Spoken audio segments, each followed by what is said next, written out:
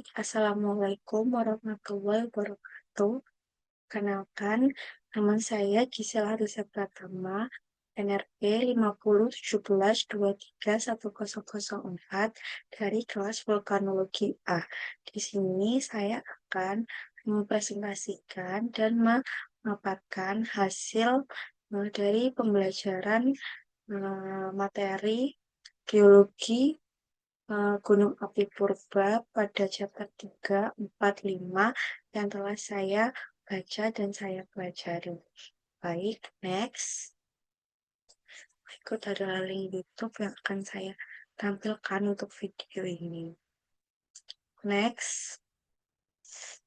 Pada chapter 3 ada buku Geologi Gunung Purba dengan materi bentuk dan struktur gunung api. Baik, next. Baik, jadi pendahuluan gunung api sendiri adalah hasil dari proses geologi endogen yang terbentuk akibat aktivitas tektonik, terutama yang berada pada zona subduksi dan pada zona divergensi lempeng. Nah, jadi aktivitas magmatik di bawah permukaan bumi ini mendorong keluarnya magma melalui hasil dari rekahan gerak, kemudian yang membentuk struktur kerucut yang biasa kita kenal sebagai gunung api.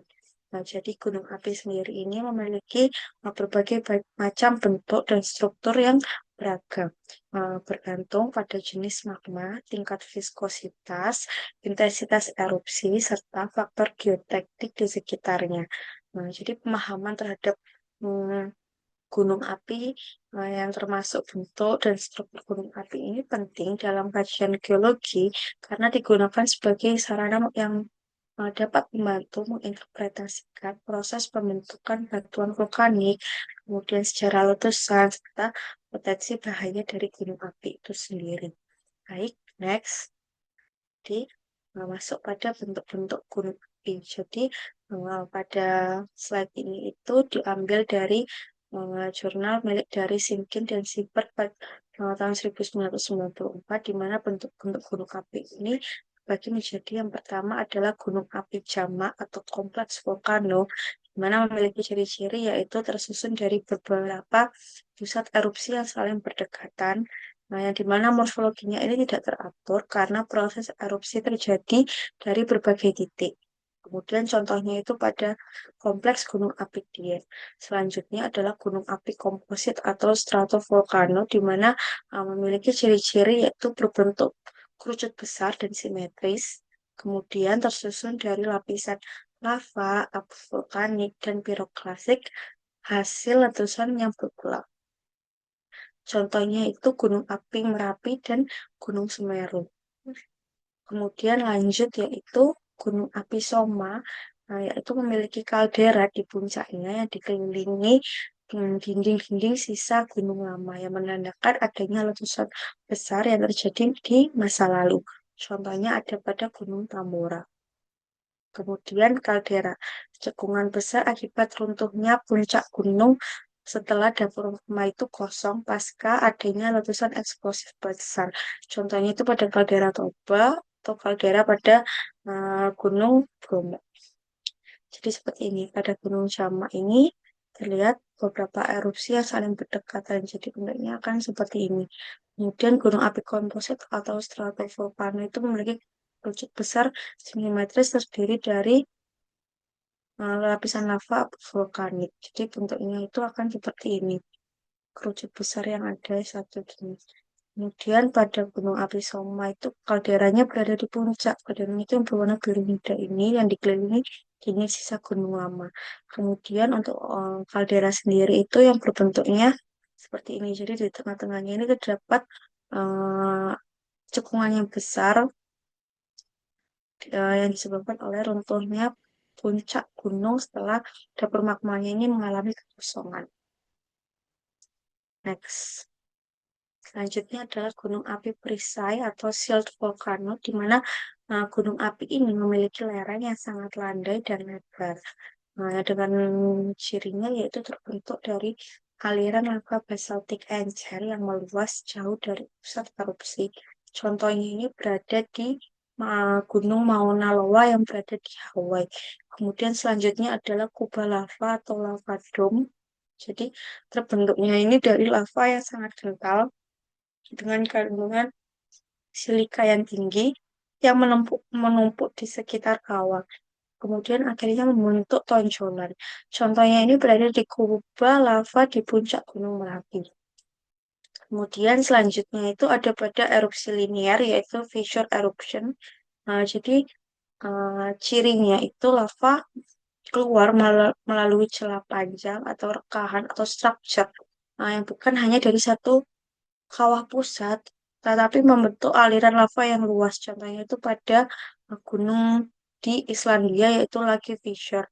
Kemudian gunung kerucut, gunung cinder atau tuff atau kumis atau piroklastika, di mana gunung kecil ini membentuk kerucut hasil endapan piroklastik, abu, dan batu apung di sekitar kawah kecilnya. Contohnya itu gunung yang berada di Meksiko yaitu Parasutin.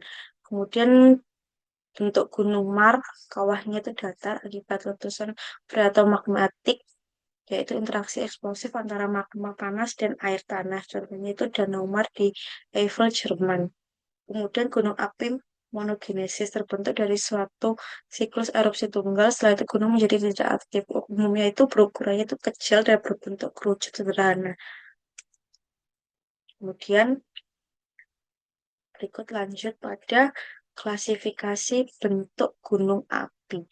Nah, bentuk gunung api ini sangat dipengaruhi oleh komposisi kimia magma, tingkat viskositasnya, yaitu kekentalannya, kemudian serta gaya letusannya yang secara umum itu dikenal sebagai tiga tipe utama gunung api berdasarkan morfologi dan karakter erupsinya. Yang pertama adalah gunung api stratovolcano atau kerucut komposit. Nah, yaitu terbentuk dari letusan bergantian antara lava dan piroklastik yang menghasilkan lapisan berulang. Kemudian, eh, yang kedua adalah silt volcano, yaitu gunung api perisai, memiliki lereng landai karena lava encer yang menyebar luas. Kemudian yang ketiga adalah cinder cone, yaitu kerucut abu yang memiliki bentuk kecil dan curam yang terbentuk dari lontaran material piroklastik. Jadi ketiga tipe ini tuh mewakili variasi dari erupsi eksplosif hingga efusif serta menunjukkan dinamika tekanan dan suhu magma yang berbeda-beda. Baik masuk pada stratovolcano atau gunung api kerucut komposif, di mana stratovolcano ini membentuk bentuk gunung api yang paling umum yang ditemui di Indonesia, di mana bentuknya ini simetris dan tinggi, yang tersusun dari lapisan lava, abu vulkanik, dan batuan piroklastik, di mana letusan tipe ini tuh cenderung eksplosif karena tekanan gas yang besar dalam magma yang kental, yaitu andesitik hingga dasitik. Ciri khasnya itu adalah erupsi yang terjadi secara periodik dan bergantian antara lelehan lava dan lontaran abu yang menghasilkan struktur berlapis-lapis. Contohnya itu ada pada Gunung Merapi, Gunung Semeru, Gunung Rinjani, dan Gunung Kerinci. Baik, lanjut pada Silt Volcano dan Sindercon, di mana Silt Volcano ini adalah gunung api perisai, di mana memiliki bentuk menyerupai perisai yang terbalik dengan lereng yang sangat landai, yang terbentuk oleh magma basaltik yang encer dan mudah mengalir jauh dari pusat erupsi. Kemudian erupsinya sendiri ini bersifat efusif tanpa adanya ledakan yang besar. Contohnya pada Gunung Mauna Loa dan Kilauea di Hawaii. Baik, lanjutnya itu pada bentuk cinder cone atau kerucut abu, di mana gunung ini tuh merupakan gunung api yang berukuran kecil, biasanya itu kurang dari 500 meter. Nah, yang tersusun dari lapili, abu, dan bom vulkanik yang terbentuknya itu akibat letusan singkat yang menghasilkan material piroklastik. Puncaknya ini membentuk kawah tunggal yang sempit, di mana contohnya itu seperti Gunung Parisutin di Meksiko dan beberapa kerucut muda di sekitar Pegunungan Dieng di Jawa Tengah. Kemudian next, struktur internal gunung api. Jadi bagian dalam gunung api ini memiliki sistem saluran yang rumit dan menjadi jalur naiknya magma ke atas permukaan. Jadi komponen utamanya itu meliputi kamar magma, ruang besar di bawah permukaan yang menampung magma sebelum letusan. Yang kedua itu pipa saluran konduit, jalur sempit tempat magma bergerak ke atas menuju kawah. Yang ketiga adalah kawah atau krater itu lubang di puncak tempat keluarnya material vulkanik. Kemudian retakan atau fissure itu celah tambahan tempat keluarnya lava dari sisi tubuh gunung api. Kemudian leher gunung api atau volcanic neck itu sisa pipa magma yang membeku dan tersingkap setelah bagian sekitarnya itu tererosi. Kemudian pada struktur ini tuh berperan penting dalam menentukan tipe dan kekuatan erupsi dari suatu gunung api. Kemudian struktur eksternal gunung api sendiri. Jadi, selain bentuk utamanya kerucut, aktivitas vulkanik juga menghasilkan struktur sekunder akibat letusan besar atau aktivitas lanjutan. Di antara lainnya itu yang pertama kaldera, mar, dom lava, solfatara atau dan fumoral, kemudian mata air panas dan endapan mineral. Nah, jadi yang pertama, kaldera. Kaldera sendiri ini cekungan besar yang terbentuk akibat runtuhnya puncak setelah kosongnya dapur magma. Nah, yang contohnya itu seperti kaldera Toba dan pada kaldera Gunung Bromo. Kemudian kemudian maar itu lubang letusan yang terbentuk akibat interaksi magma dengan air tanah yang menghasilkan ledakan magmatik. Kemudian dom lava itu kubah dari lava kental yang menumpuk di sekitar kawah. Solfatara dan fumarole ini adalah keluarnya gas dan uap dari kerak bumi sebagai sisa aktivitas magmatik. Kemudian yang terakhir adalah mata air panas dan endapan mineral yaitu hasil sirkulasi hidrotermal. Yang contohnya itu seperti belerang. Kemudian evolusi kompleks gunung api. Jadi gunung api ini mengalami evolusi yang panjang selama jutaan tahun. Letusan yang berulang, pergeseran pusat aktivitas, kemudian proses erosi yang membentuk morfologi yang semakin kompleks. Jadi banyak gunung api tua ini yang berubah menjadi kompleks gunung api majemuk, yaitu kumpulan dari beberapa kerucut dan kaldera yang terbentuk dari aktivitas yang berbeda. Contohnya itu berada pada kompleks gede Pangrango di Jawa Barat dan kompleks Batur Kintamani di Bali. Jadi evolusi evolusi ini menunjukkan bahwa eh, gunung api ini akan terus berkembang dan mengikuti dinamika yang ada. Jadi kesimpulannya bentuk dan struktur gunung api itu terbentuk dari proses magmatis yang kompleks dan dipengaruhi oleh komposisi magma dan tipe erupsi. Nah, tiga bentuk utamanya yaitu stratovolcano, silt volcano, dan zircon. Di mana yang mencerminkan variasi viskositas magma dan kekuatan letusan. Kemudian struktur internal menunjukkan sistem saluran magma, sedangkan struktur eksternal ini mencerminkan hasil aktivitas lanjutan dari kaldera, mar, dan dom lava. Kemudian gunung api akan terus berevolusi membentuk kompleks vulkanik yang dapat memperkaya morfologi yang ada di bumi, khususnya di Indonesia, termasuk kawasan vulkanik aktif yang berada di dunia.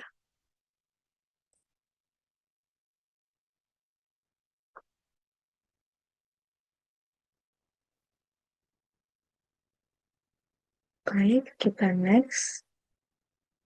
Baik, jadi pada pendahuluan, erupsi gunung api sendiri itu adalah proses pelepasan energi besar yang ada pada dalam bumi yang disertai dengan keluarnya berbagai macam material yang ada di dalam bumi. Contohnya itu seperti magma, gas, material piroklastik yang disemburkan ke permukaan. Jadi fenomena ini itu menjadi salah satu peristiwa geologi yang paling dinamis dan kompleks di planet bumi. Nah, erupsi ini tidak hanya membentuk bentang alam baru, tetapi juga memiliki dampak yang signifikan terhadap kehidupan manusia, iklim, dan sistem geosfer. Aktivitas vulkanik ini sendiri itu erat kaitannya dengan pergerakan lempeng tektonik, terutama yang berada pada zona subduksi dan zona rifting. Sehingga dengan mempelajari materi erupsi pada gunung api ini penting karena dapat memahami evolusi bumi dan mitigasi bencana uh, gunung api yang disebabkan oleh adanya gunung api. Kemudian, next. Baik, pengertian erupsi gunung api sendiri. Jadi erupsi gunung api sendiri itu peristiwa keluarnya magma dari dapur magma ke permukaan melalui saluran vulkanik akibat tekanan internal yang tinggi. Jadi proses ini tuh melibatkan perpindahan energi panas dan gas dari lapisan dalam bumi yang menuju ke atmosfer. Jadi berdasarkan intensitasnya itu dan sifat keluaran materialnya, erupsi itu dapat bersifat efusif dan eksplosif. Jadi efusif itu bersifat tenang atau tidak menghancurkan, kemudian eksplosif itu bersifat menghancurkan. Contohnya sendiri itu pada erupsi efusif yang tenang dan uh, tidak memiliki sifat yang menghancurkan atau destroy pada gunung Kilauea di Hawaii yang menampilkan aliran lava yang lambat. Sedangkan erupsi yang eksplosif atau menghancurkan itu seperti pada erupsi Gunung Tambora pada tahun 1815 yang menyebabkan letusan besar dan perubahan iklim global yang ada di dunia. Dan jadi pada gambar ini tuh terlihat dan di sini adalah dapur magma, kemudian saluran magma. Jadi di sini adalah gambar awal pembentukan gas, kemudian pembentukan fragmentasi. Nah, erupsi ini akan keluar dari sini, conduit ini, yang akan mengeluarkan berbagai macam material yang ada di dalam bumi.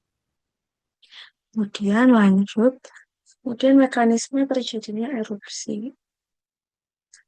Nah, erupsi ini sendiri terjadi karena peningkatan tekanan atau pressure gas di dalam dapur magma. Jadi ketika magma naik ke permukaan, tekanan litostatiknya ini berkurang yang menyebabkan gasnya ini terlarut. Gasnya sendiri adalah H2O, air, CO2, dan SO2 yang mengembang dan melepaskan energi. Jadi proses ini itu menciptakan gaya dorong yang kuat hingga magma itu dapat menembus batuan penutupnya. Kemudian mekanisme erupsi ini juga dapat dipengaruhi oleh viskositas magma atau kekentalan magma. Yang pertama, magma encer atau basaltik itu cenderung akan menghasilkan erupsi yang efusif atau tidak merusak. Kemudian magma yang kental, contohnya itu andesitik sampai riolitik ini cenderung akan menghasilkan erupsi atau letusan yang eksplosif atau merusak. Contohnya, erupsi pada Gunung Merapi menunjukkan fase pembentukan pipa lava akibat tekanan gas pada magma kental sebelum akhirnya meledak. Jadi kalau magmanya kental, seperti pada Gunung Merapi ini, akan cenderung menghasilkan erupsi yang eksplosif atau merusak. Yang pertama, dapur magma ini, magma dalam bentuk cair, volatil dan terlarut di dalamnya, kemudian permukaan awalnya keluar volatil dan dari cairan magma, kemudian magma dan volatil ini yang sudah keluar dari cairan, kemudian dispersi piroklastik gas, kemudian permukaan fragmentasi cairan magma melalui pembentukan klastik padat, sumber suara gemuruh, kemudian akan menghasilkan letusan. Kemudian lanjut, ada bagian tipe-tipe erupsi berdasarkan sifat magma. Jadi tipe erupsi ini ditentukan oleh sifat fisik magma dan kandungan gas di dalamnya. Jadi secara umum itu terdapat tiga kelompok besar.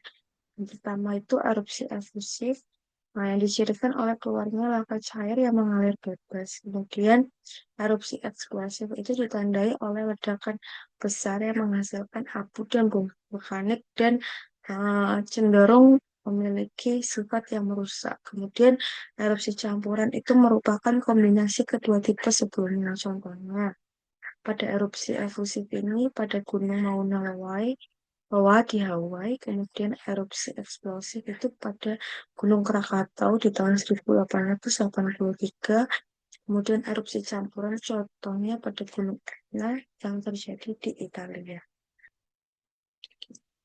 Next. Nah, jadi ini tuh tipe-tipe erupsi berdasarkan sifat magma. Tipe erupsi gunung api di dunia berdasarkan dari jurnal Zemkin dan Siebert di tahun 1994. Jadi yang pertama adalah tipe Hawaiian. Jadi tipe Hawaiian sendiri ini akan ditandai dengan letusan efusif dengan semburan lava atau lava venting dan aliran lava yang encer yang luas. Kemudian magmanya basaltik encer, suhu tinggi dan tekanan gasnya itu rendah. Erupsi relatif ringan dan menghasilkan gunung perisai. Contohnya itu pada Gunung Mauna dan Kilauea di bawah. Kemudian lanjut yang kedua adalah tipe strombolian, di mana ditandai dengan letusan periodik dengan lontaran bom lava pijar, lapilli, dan abu secara ritmis. Jadi magma yang lebih kental dibanding Hawaiian dengan tekanan gas yang sedang. Contohnya itu pada Gunung Stromboli yang ada di Italia, Gunung Anak Krakatau di tahun 1993, kemudian Gunung Etna di tahun 2002, maaf, kemudian Gunung Paricutin di tahun 1946. Kemudian lanjut pada tipe vulkanian, jadi memiliki ciri letusan yang eksplosif kuat dengan awan gas dan abu yang dipancarkan secara vertikal. Jadi lava ini itu bersifat andesitik sampai hingga desitik, kemudian lebih kental dan menutup saluran magma. Kemudian dapat menghasilkan kolom kolom erupsi tinggi dan endapan piroklastik. Jadi contohnya itu pada gunung vulkano yang ada di Italia dan Gunung Bromo. Kemudian tipe Pelean. Jadi pada tipe Pelean ini ditandai oleh aliran piroklastik awan panas. Jadi akibat runtuhnya kubah lava yang kental. Jadi erupsi ini tuh bersifat sangat destruktif atau merusak dengan suhu lebih dari 600 derajat Celcius. Contohnya Gunung Pale di Martinique dan Gunung Merapi Indonesia. Kemudian selanjutnya adalah tipe Plinian atau ultra Plinian, merupakan erupsi paling dahsyat yang menghasilkan kolom letusan yang mencapai puluhan kilometer ke atmosfer. Jadi magmanya itu sangat kental dan kaya akan gas dan menghasilkan abu vulkanik yang luas, kemudian menghasilkan kaldera dan perubahan topografi yang besar. Contohnya pada letusan Gunung Vesuvius pada tahun 79 Masehi, Gunung Pinatubo 1991, dan Gunung Tambora 1815. Kemudian lanjut tipe fissure atau Icelandic, jadi menghasilkan aliran lava, contohnya pada Gunung Lagi Fissure. Kemudian klasifikasi, kemudian klasifikasi erupsi berdasarkan aktivitasnya. Baik, jadi berdasarkan karakteristik aktivitas dan skala letusannya itu sendiri, erupsi itu dibedakan menjadi beberapa tipe klasik. Dan seperti sudah saya singgung tadi, jadi ini tuh ringkasan dari sebelumnya, dari materi sebelumnya itu tipenya. Yang pertama tipe Hawaii itu lava encer, aliran luas tanpa ledakan besar, stromboli ledakan kecil, periodik, kemudian lontaran lava pijar, kemudian tipe vulkan itu letusannya itu lebih kuat disertai gas dan abu tebal. Pada tipe Pelean itu pembentukan kubah lava dan awan panas. Pada tipe Plinian itu erupsinya sangat besar, kolom abunya itu hingga stratosfer. Tipe freatomagmatik itu interaksi air dengan magma menyebabkan letusan eksplosif. Kemudian contoh Gunung Stromboli atau Italia. Yang pertama itu Gunung Merapi Indonesia dan Gunung Vesuvius di Italia.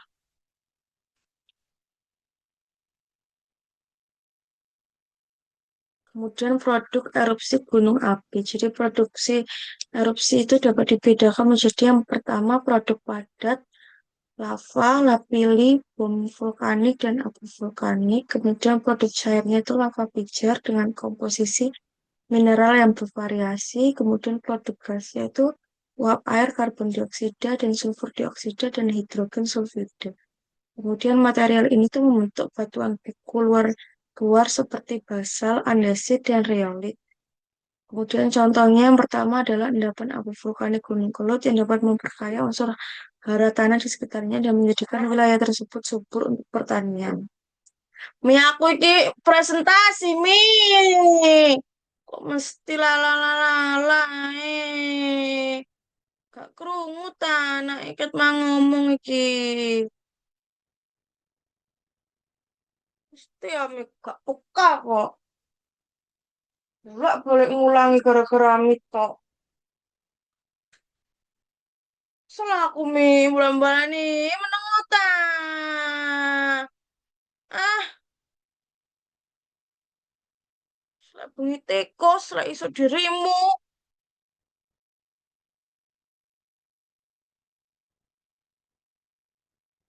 Arah dan bentuk erupsi. Jadi pada erupsi ini dapat bersifat sentral, linear, atau areal. Yang pertama, erupsi sentral ini magma itu keluar dari satu kawah. Contohnya itu Gunung Semeru.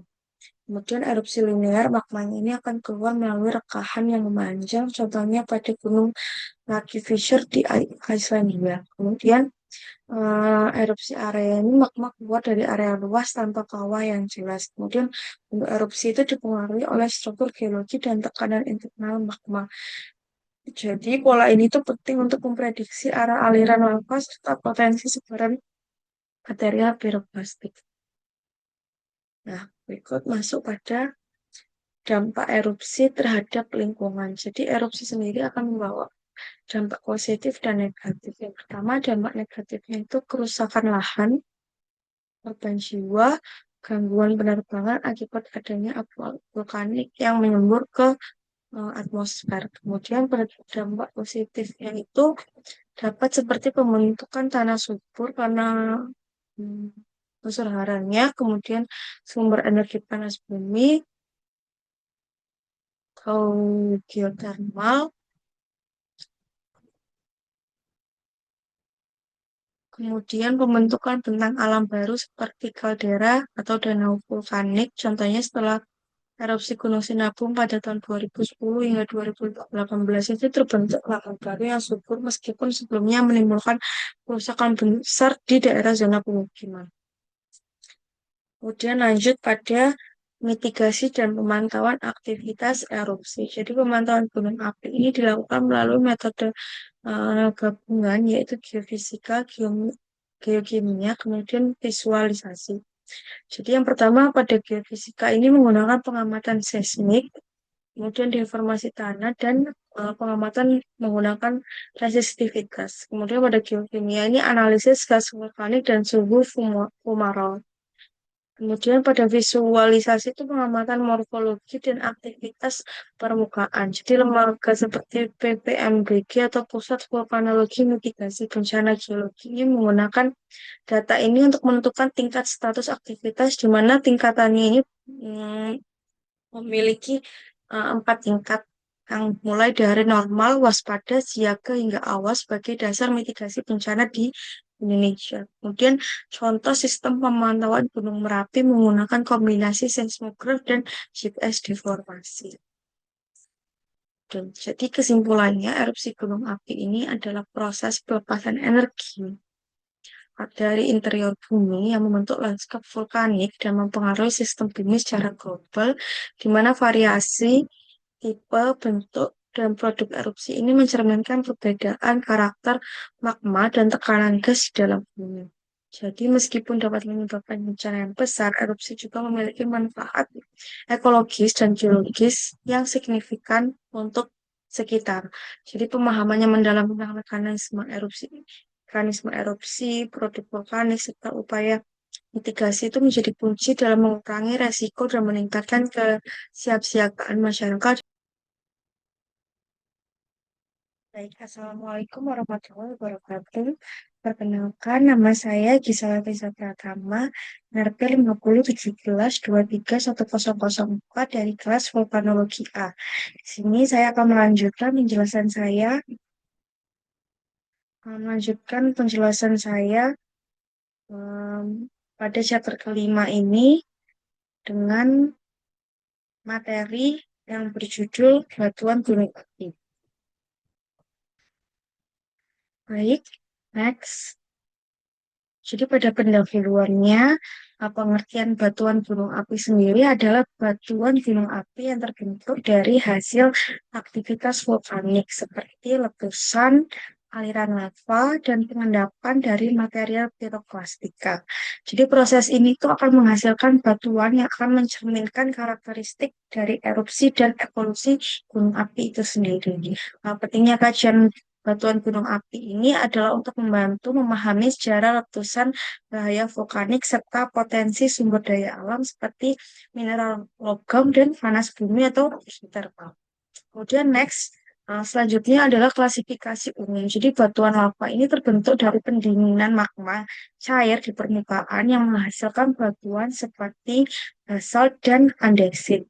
Kemudian batuan piroklastika ini merupakan hasil letusan eksplosif berupa abu, lapilli, bom, dan blok. Jadi kemudian selanjutnya adalah batuan epiklastika, di mana terbentuknya ini dari pengerjaan ulang batuan vulkanik yang telah ada sebelumnya, kemudian melalui proses erosi dan pengendapan ulang.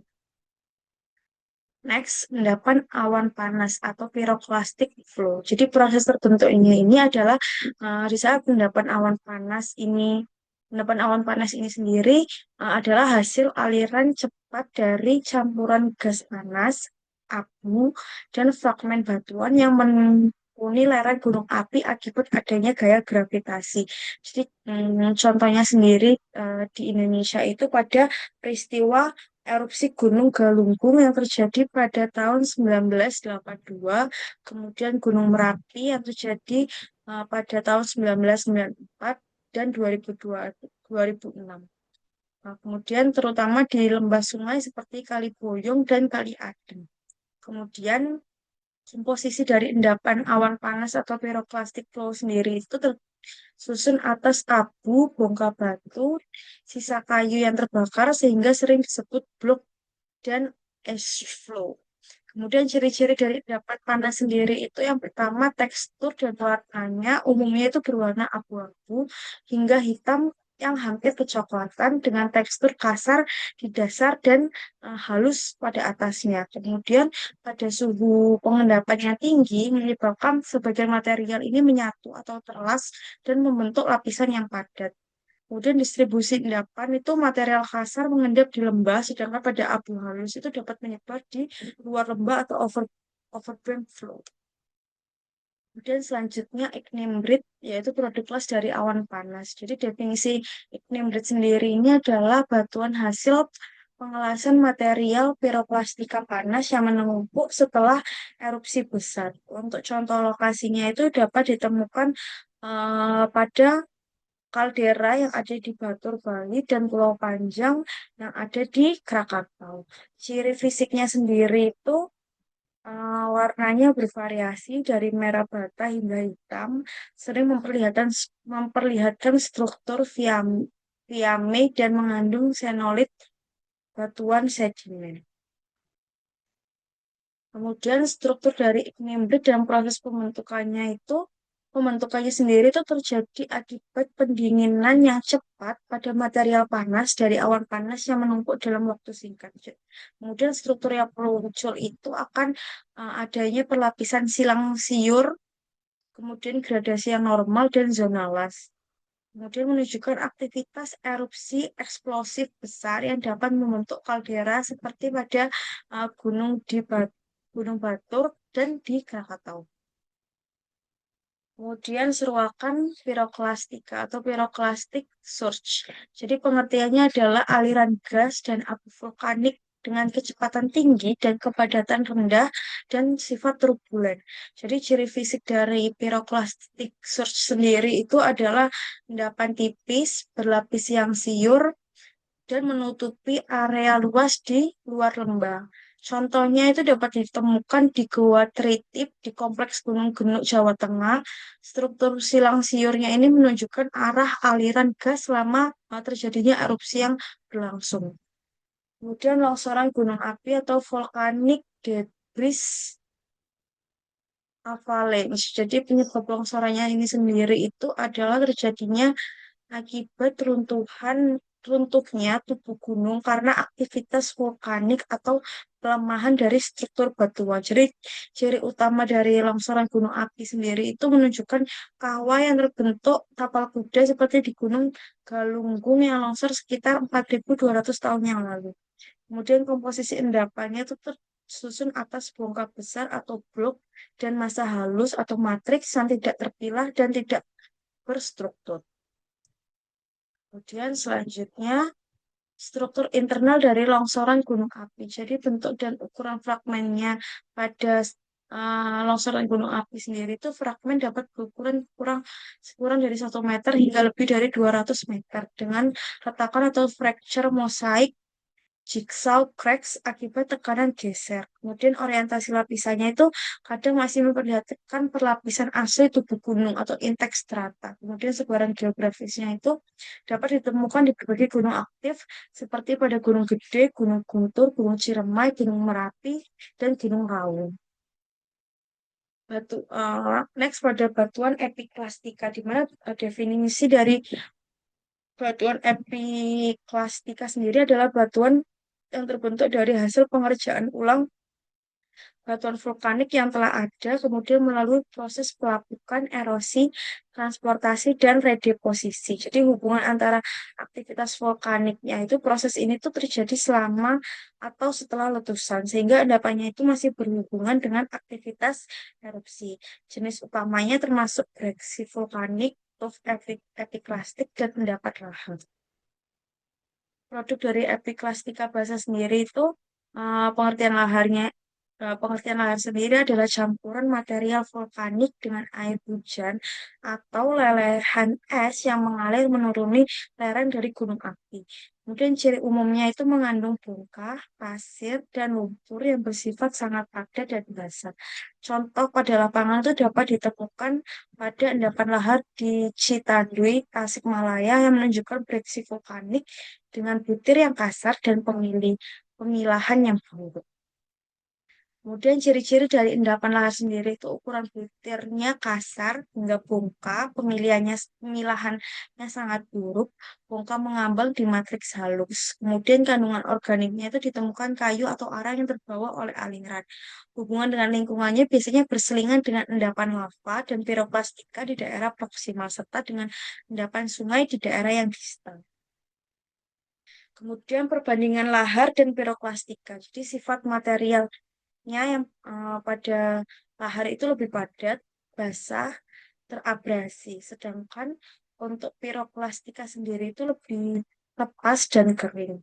Kemudian proses pembentukan. Jadi pada lahar sendiri itu hasil prosesnya sekunder atau aliran air, sedangkan piroklastika ini hasil letusan gunung. Kemudian implikasi geologinya itu membedakan kedua endapan penting untuk interpretasi untuk sejarah erupsi dan pola aliran masa lalu atau yang lampau. Kemudian peranan geologi batuan gunung api. Yang pertama adalah rekonstruksi aktivitas vulkanik. Jadi batuan vulkanik ini menyimpan catatan sejarah letusan dan perubahan morfologi gunung api. Kemudian yang kedua adalah sumber daya dan bahaya. Menjadi indikator potensi mineral logam seperti emas, tembaga, perak, serta kawasan panas bumi atau geotermal, tetapi juga penentu bahaya letusan dan lahar. Kemudian nilai ilmiah dan ekonomi. Nah, jadi kajian batuan vulkanik ini berperan penting dalam mitigasi bencana, kemudian juga berperan penting untuk eksplorasi sumber daya alam. Jadi kesimpulan, jadi batuan gunung api itu terbentuk dari rangkaian aktivitas vulkanik seperti letusan eksplosif, aliran lava, dan redeposisi material vulkanik. Jadi setiap jenis endapan piroklastik, iklim, brit, lahar, dan lava ini menjadi petunjuk penting dalam memahami sejarah erupsi serta dinamika pada gunung api itu sendiri. Pemahamannya terhadap karakteristik batuan gunung api berperan besar dalam rekonstruksi aktivitas vulkanik, seperti eh, mitigasi bencana dan pemetaan potensi bahaya, terutama di wilayah gunung api aktif yang berada di Indonesia seperti contohnya pada Gunung Api Merapi, Galunggung, dan Kelut. Baik, sekian dari saya. Terima kasih. Wassalamualaikum warahmatullahi wabarakatuh.